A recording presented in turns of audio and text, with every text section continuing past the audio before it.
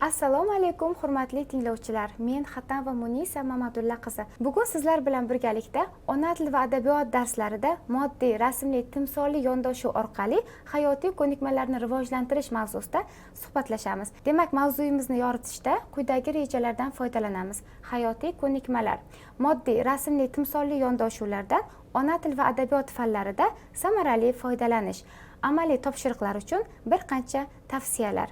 Hurmatli tinglovchilar, mavzuyimizni boshlashdan oldin sizga quyidagi savol bilan yuzlanmoqchiman. Bugungi 21-asr o'quvchi yoshlarida qanday ko'nikmalarni rivojlantirish muhim deb o'ylaysiz?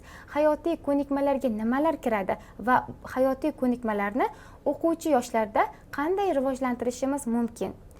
Xalqaro baholash dasturlari tajribalari va pedagogika sohasida olib borilgan tadqiqotlar shuni ko'rsatadiki, aynan o'tilayotgan mavzuning o'zlashtirilishida moddiy, rasmli, timsolli vositalardan foydalanish nihoyatda samarali yondashuv hisoblanadi. Murakkab tushunchalarni ko'rgazmali vositalar, rasmlar, diagrammalar, jadvallar ko'rinishida o'quvchilarga yetkazib berish bu moddiy, rasmli, timsolli yondashuv hisoblanadi. Masalan, hurmatli tinglovchilar, quyida rasm berilgan. Siz bu rasm orqali nimani esladingiz yoki qaysi asar yodingizga tushdi?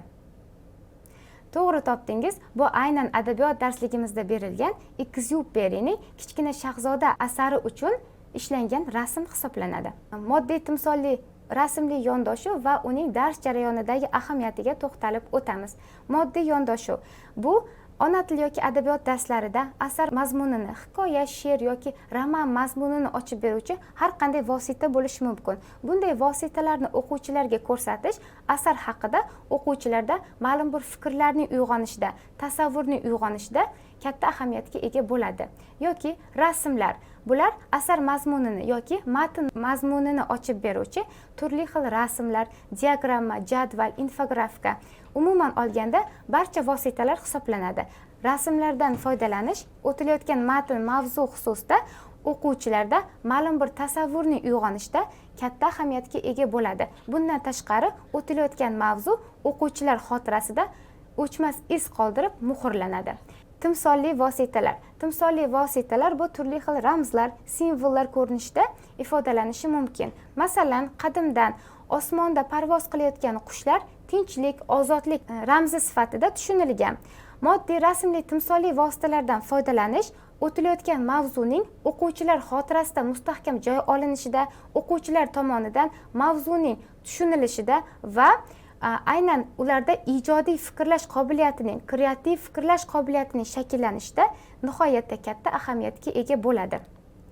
Keling, timsolli yondashuvga misollar ko'rib o'tamiz. Demak, birinchi rasmimizda qizil atirgul. Nimaning ramzi, nimaning timsoli deb o'ylaysiz?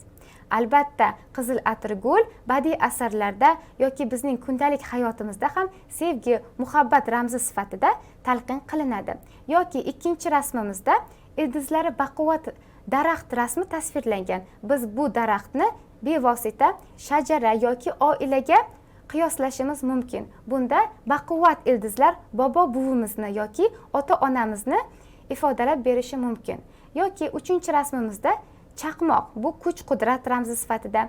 Keyingi rasmimizdagi oq kabutar va tiniq osmon tinchlik, ozodlik ramzi sifatida. Yoki oxirgi rasmimizdagi hayvonlar timsoli orqali mehr-muhabbat, do'stlik ramzi ifodalanganligini ko'rishimiz mumkin. Yuqoridagi timsollar orqali biz o'zimizning fikrimizni bildirib o'tdik. Siz bu timsollarni, bu rasmlarni o'quvchilarga ko'rsatish orqali ulardan boshqa ijodiy yondashuvlarni, boshqa ijodiy fikrlarni so'rashingiz va ularni yanada kreativroq yondashishga harakat qildirishingiz, undashingiz mumkin bo'ladi. Moddiy, rasmli, timsolli yondashuvdan foydalanish dars jarayonida quyidagi afzalliklarni beradi.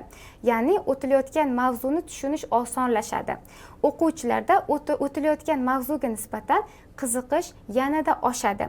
O'quvchilarning tanqidiy va ijodiy fikrlash qobiliyati yanada rivojlantiriladi.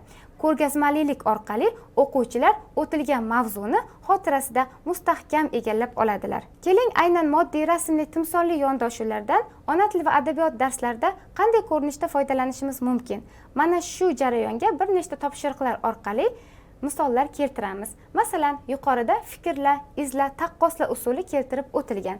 Bu usuldan foydalangan holda o'quvchilarda mavzuga nisbatan qiziqish uyg'otishimiz mumkin. Ya'ni bu usulda 3 ta rasm tasvirlangan. Biz ana shu 3 ta rasmga mos tushadigan o'quvchilardan turli xil so'z birikmalari, so'zlar, qo'shma gap yoki iboralarni, maqollarni so'rash orqali ularni yanada ijodiy fikrlashga undashimiz mumkin.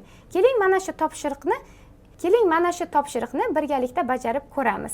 Mana shu rasmlarga mos tushadigan maqol yoki tasviriy ifodani topishga harakat qilamiz. Demak, birinchi rasmimizda beg'ubor kulayotgan ona va bola tasvirlangan. Biz bunga ona bilan bola, gul bilan lola tasviriy ifodasini misol sifatida keltirishimiz mumkin. Yoki ikkinchi rasmda nihoyatda g'azablanayotgan kishi, g'azablanganidan qog'ozlarni tishlayotgan, yirtayotgan kishi tasvirlangan. Ya'ni bu yerda insonga xos bo'lgan g'azab, jahl, his-tuyg'ular haqida gap ketyapti. Aynan bu rasmga mos xalqimizda qadimdan mavjud bo'lgan burgaga achchiq qilib, ko'rpangni kuydirma maqolini misol sifatida keltirishimiz mumkin. Yoki uchinchi rasmda sokin hovli tasvirlangan. Xalqimizda qadimdan o'z uying, o'lan to'shaging degan maqol bor. Aynan mana shu maqol menimcha mana shu rasmga mos tushadi. O'quvchilardan siz aynan mana shu rasmlarga yoki o'zingiz boshqa rasmlarni misol sifatida ko'rsatib, turli xil mavzuga mos grammatik topshiriqlarni bajarishlarini so'rash orqali mavzuning oson qabul qilinishiga va ularning xotirasida mustahkam joy olinishiga erishishingiz mumkin. Adabiyot darslarida esa rasmli, moddiy, timsolli vositalardan foydalanish yanada samarali. Chunki aynan mavzu mazmunini ochib beruvchi rasmlarni o'quvchilarga ko'rsatish yoki asar qahramonini o'zingiz bironta rasm orqali tasvirlang yoki bo'lmasam asardagi qahramonlar xarakteridan kelib chiqqan holda aynan qahramon shaxsiyatini tasvirlab bering yoki mavzudagi voqealarni diagramma, jadval ko'rinishida tasvirlang kabi topshiriqlar orqali o'quvchilarda mavzuga oid bo'lgan bilimlarni yanada mustahkamlanishga erishishingiz yoki mavzuga nisbatan ijodiy fikrlash ko'nikmalarining shakllanishiga erishishingiz mumkin bo'ladi. Hurmatli tinglovchilar, biz yuqorida siz bilan birgalikda moddiy, rasmli, timsolli yondashuv asosida ona tili va adabiyot darslarini tashkil qilishning samarali tomonlari xususida suhbatlashdik. E'tiboringiz uchun rahmat.